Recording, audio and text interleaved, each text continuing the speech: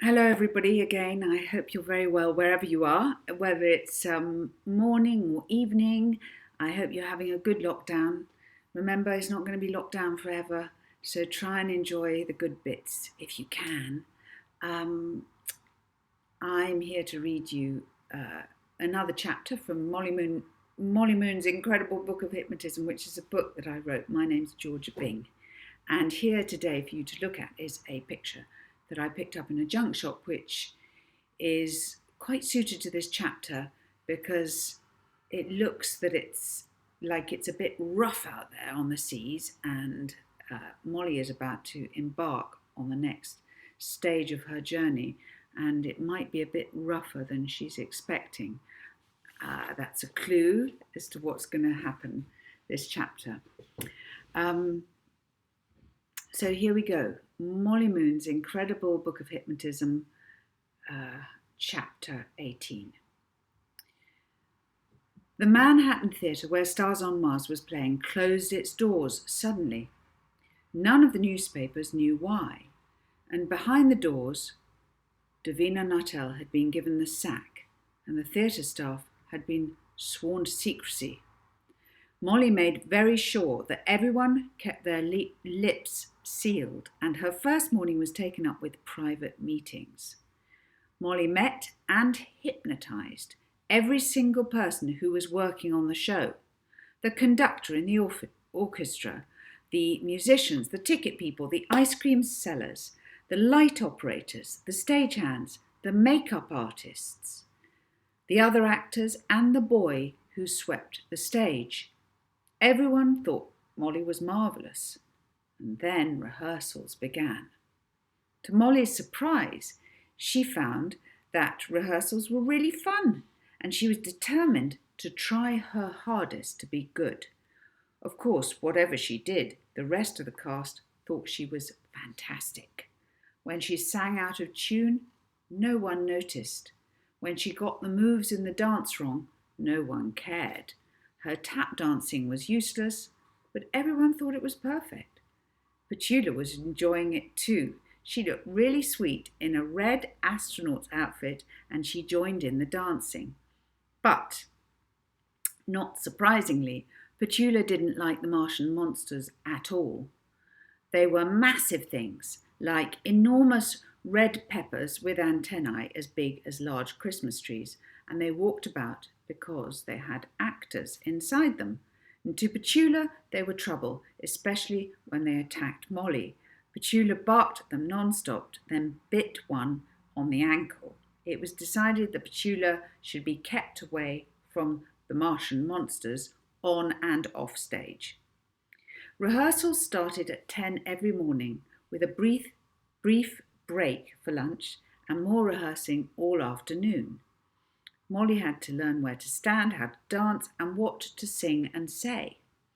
And then, on her third day at the theatre, came a meeting that Molly wasn't expecting. Molly was in her dressing room when she heard a horrible, screamy voice in the corridor shout, "Where is she?" "She's in there, Miss Davina," a sequined chorus girl said sympathetically. "But Davina, don't be too cross. When you meet her, you'll see why. You'll like her." "Like her?" yelled the voice furiously. "Like her? She's just ruined my career.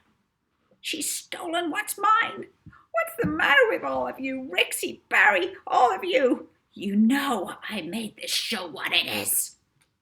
The chorus girl squeaked, "Sorry, Davina, but..." When Davina stormed into Molly's dressing room, Molly was ready.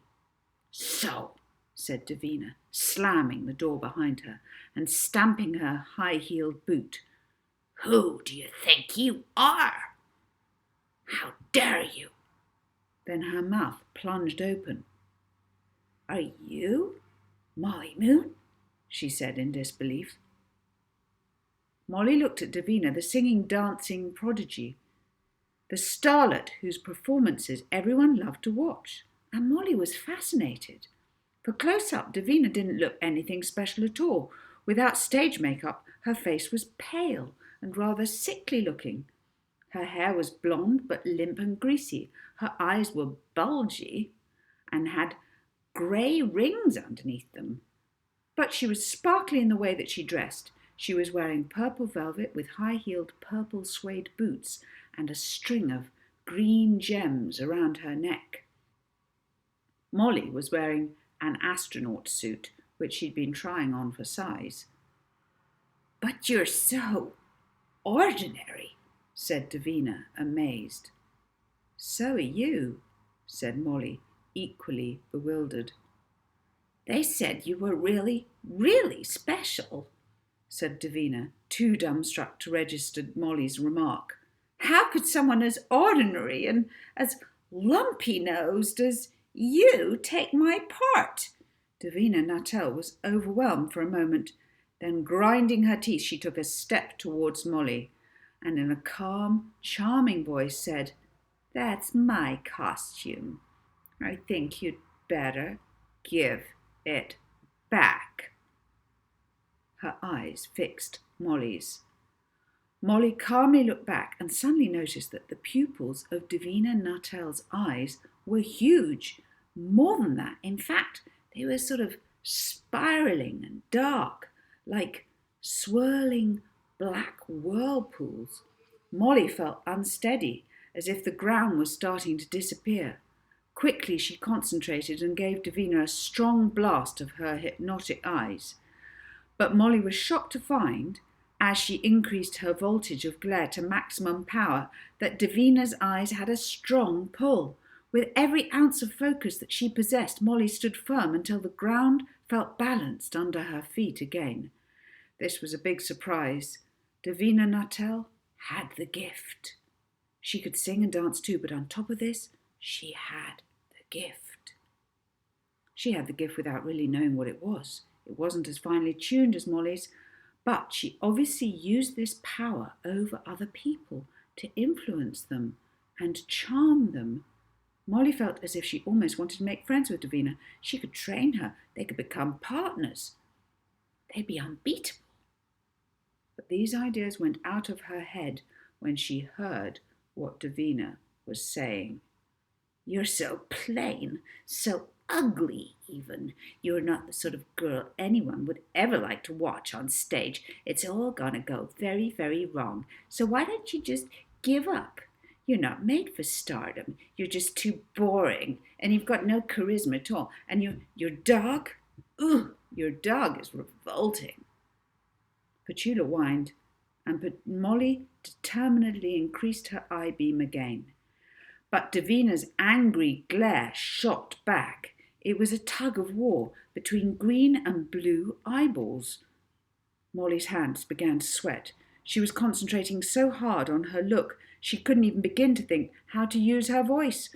Molly began to worry that she wouldn't win, and as this negative thought clouded her mind, she weakened.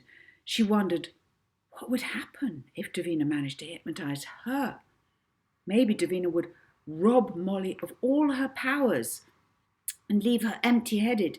Molly imagined herself as a tramp on the New York streets, lost and confused. With a mind blanked by Davina, it was a future too horrid to contemplate, and so scary that it gave Molly a surge of energy, with a sizzling, knockout stare that made Molly's hair stand out from her head. The tension snapped, and Molly had won. Davina looked away.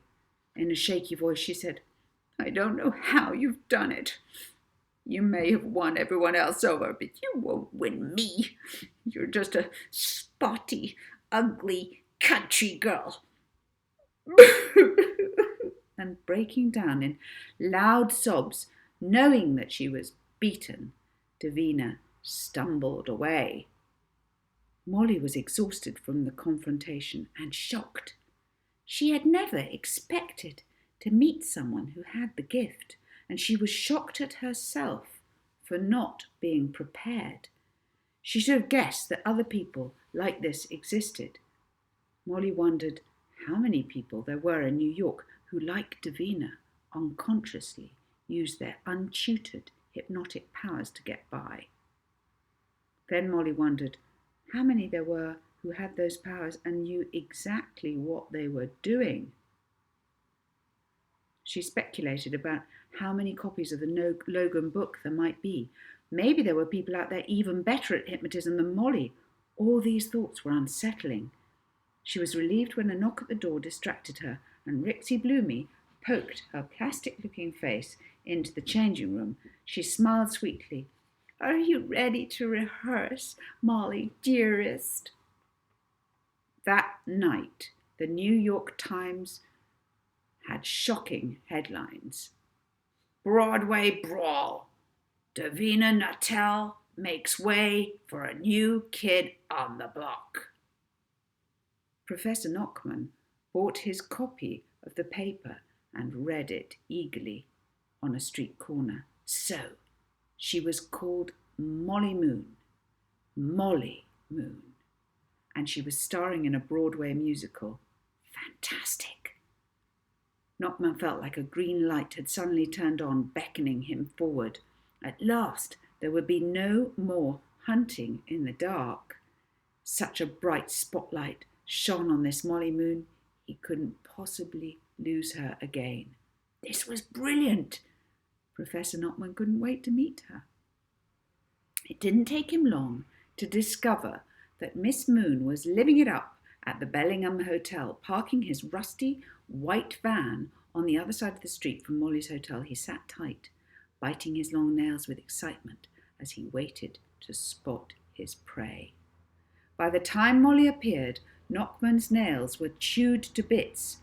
All night he'd sat in his cramped van, huddled up in his sheepskin coat, trying to warm himself with a small heater plugged into the cigarette lighter in his car. He'd slept fitfully, obsessively checking the hotel entrance. As the day started, a silver Rolls-Royce pulled up in front of the hotel. Nachman shook himself awake and wiped his steamed-up windows to get a better look. A porter was opening the hotel door for someone. Nachman squinted to see, and at last he saw Molly Moon. Down the steps towards the car she came. She was dressed in a soft white mink coat with a fur cap to match, and her feet were in cream-coloured, knee-length, low-heeled leather boots. Under her arm was a flat-faced pug. The girl looked like a starlet, altogether different to the scruffy one Nachman had seen in Briarsville. Nachman was beginning to respect this small-town girl. He was amazed and impressed by the speed at which she'd arrived. She had exceptional talents, and he was sure he was the only person in New York who knew her secret. From that morning on, Professor Nachman kept close track of Molly's movements about town. He followed her as she went shopping, accompanied by bodyguards, watching as more and more smart bags and boxes were loaded into her Rolls-Royce. He waited for her as she went into amusement arcades and spent a fortune. He sat outside fabulous restaurants as Molly tasted the cuisines of the world with Rixie or Barry.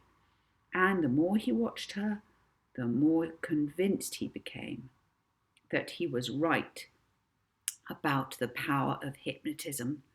This Molly Moon obviously had everyone under her thumb. Nachman had been looking forward to learning about hypnotism for himself for years, ever since he'd heard about the hypnotism book from a rich old lady who he'd met in a coffee shop. He'd found out that the 90-year-old was related to Dr. Logan, the great hypnotist, and what was more, she'd inherited his money.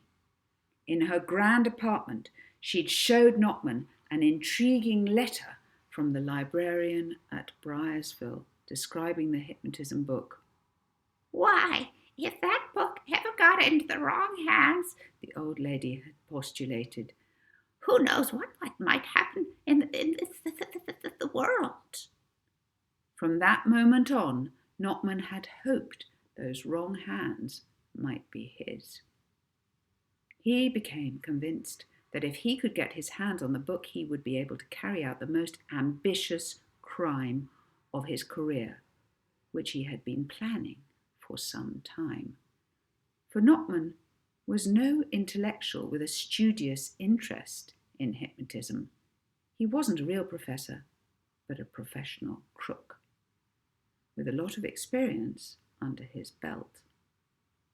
Nachman had hours to while away in his van, hours to mull over how pleased he was that all his efforts had been worthwhile. In a way, Molly Moon finding the book had been a good thing, because now if he got himself to her, if he got his hands on her, he could very quickly jettison himself into the super league of crime. Nachman licked his lips greedily. He knew now that he was going to become the greatest criminal of all time. As he dozed in his van, he imagined how much money Molly Moon must be making, and he murmured to himself approvingly. He flitted in and out of sleep, fantasizing that he too could become very, very rich, fantasizing that he had hypnotic powers, dreaming of how powerful he could become. He had visions of himself in golfing clothes on a lawn beside a huge mansion with a maid bringing him tea. He saw himself on a grand yacht with a uniformed crew of 10 sailing around New York. He imagined himself sleeping on a pile of money, holding the book of hypnotism. One day at dawn, Nachman woke to see a huge billboard being pasted up on the side of the skyscraper near the Bellingham Hotel. And the picture on it was a giant photograph of 100-foot-tall Molly Moon in an astronaut outfit, holding her dog, who was also wearing a spacesuit. Nachman chuckled. This girl was a genius. And the better she was at hypnotism, the better it was for him. And that is the end of chapter 18. I hope you really enjoyed it. I hope you have a really good day, sleep, whatever it is that you're doing next. And if you're planning to do any hypnotism, well, happy hypnotism and happy hypnotizing. Bye.